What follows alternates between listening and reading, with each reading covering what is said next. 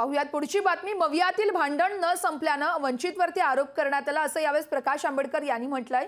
तर प्रत्येकाने आपल्या वेगवेगळ्या याद्या जाहीर केल्या, मवियामध्येच परस्पर समन्वय नाहीये, वेगवेगळ्या याद्या जाहीर केल्या असं देखील यावेळेस प्रकाश आंबेडकर यांनी म्हटलंय। तर मवियातील भांडण न मिटल्यानं वंचितवरती आरोप केल्याचं देखील यावेळेस प्रतिक्रिया प्रकाश आंबेडकर यांच्याकडून देण्यात आली आहे। एकाच विचाराची माणसं एकमेकांविरोधात लढत आहेत, काँग्रेसला कोल्हापूर नागपुरात पाठिंबा दिला असं देखील यावेळेस प्रकाश आंबेडकर यांनी म्हटलंय।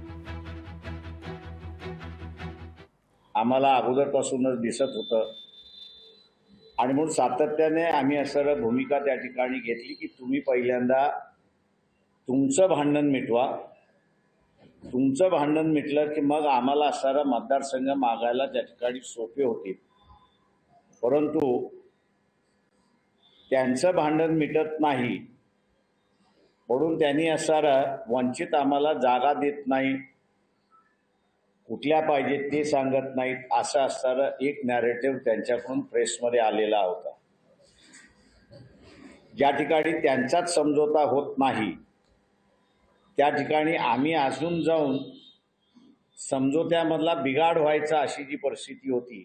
विस्थापितांची सत्ता किंवा विस्थापितांना सत्तेमध्ये सहभाग करून घ्यायचा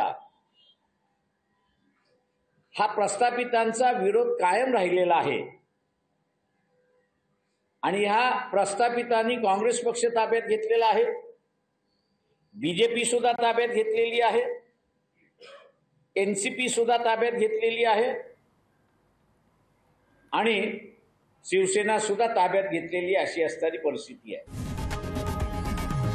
लोकशाही मराठी ऐका, पहा, जागरूक रहा।